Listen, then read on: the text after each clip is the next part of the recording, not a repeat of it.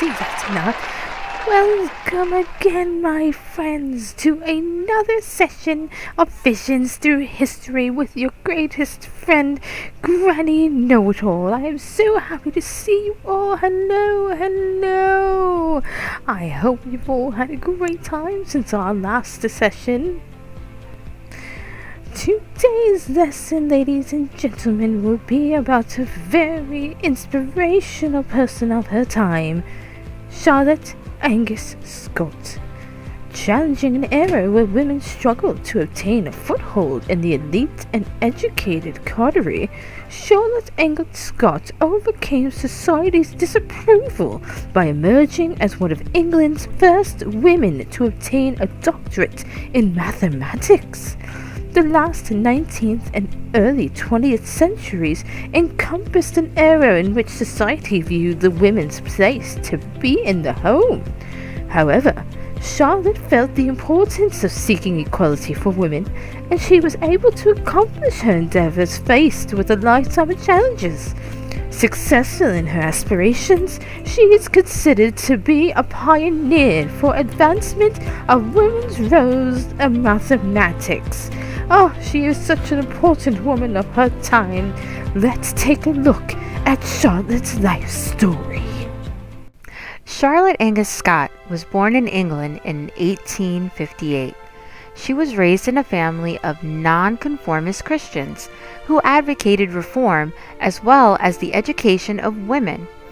Her early interest in mathematics was sparked by her father, who was able to provide her with math tutors at the young age of 7.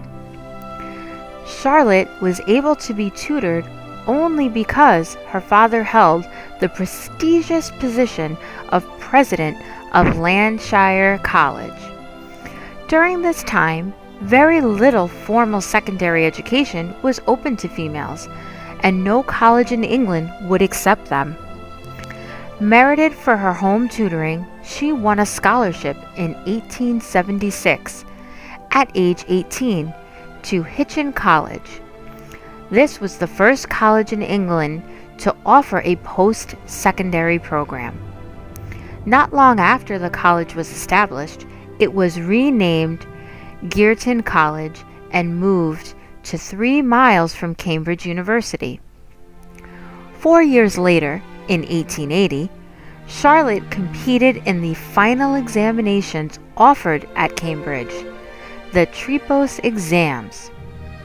Mastery of the Tripos exams deemed one qualified to receive a bachelor's degree with honors.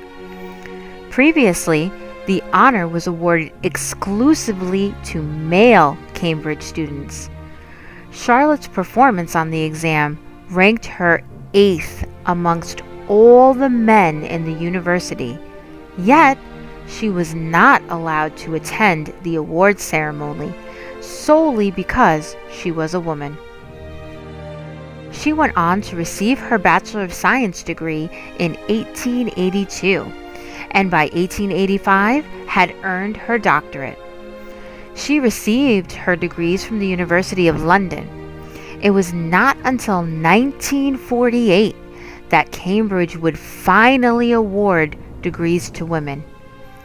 Yet the efforts of this major accomplishment in a male-dominated field did not go unnoticed.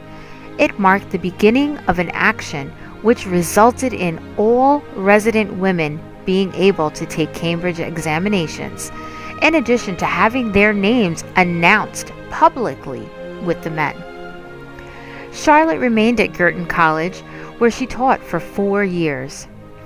At the end of her 4th year, Charlotte was presented with the opportunity to teach at Bryn Mawr College in the United States. She received very high recommendations and was one of the first to be offered a position. Charlotte eagerly decided to leave England and accept the teaching position. She saw a land filled with opportunity awaiting her. It was only a matter of time before Charlotte set many mathematical precedents at the college. She established policies as chief examiner in 1902 and 1903 that are still in effect. Charlotte wrote a book entitled An Introductory Account of Certain Modern Ideas and Methods in Plane Analytical Geometry, which was first published in 1894, reprinted 30 years later, and still widely used. Additionally, over 30 of her papers were published in the American Journal of Mathematics. In 1899, she received an acclaimed review from the American Mathematical Society. In 1896, Charlotte also served as the first woman on the first council when the AMS began in 1894. She and her first PhD student were 2 of 9 women among 250 AMS membership. She again served on the AMS Council from 1899 to 1901, and in 1905 she became the vice president. In the 40 years that Charlotte Angas Scott spent in the United States, she had attained a lifetime's worth of success. She was the first British woman to receive a doctorate in mathematics and was the first mathematician at Bryn Mawr College. Under her guidance, women began to assume a more active role in the mathematical society.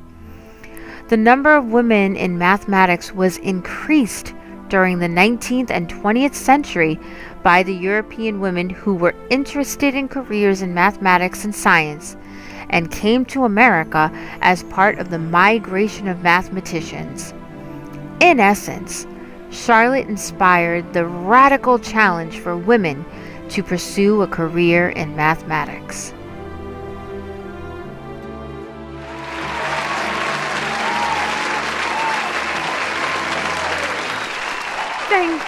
Thank you, and welcome back. I hope you enjoyed that life story of Charlotte Angas Scott. And that's about all the time we've had for today. But we actually have one special guest that wishes to ask a question in regards to Charlotte's life. Her name is Alexandria, and she resides in Bayshore, New York.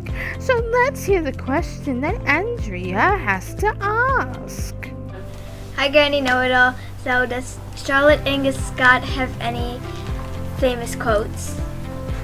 That is a very good question, Alexandria. Thank you. Well, there is actually one famous quote that was a favorite of Charlotte's, and it goes like this. I have sat night beside a cold lake and touched things smoother than the moonlight on still water. But the moon on this cloud sea is not human, and there is no shore, no intimacy, only the start of space, the road of suns. Well, that's about all the time we've had for today. I thank everyone for joining us. And that is all that we have for today. Please join us next time, and I hope to see you soon on Visions Through History.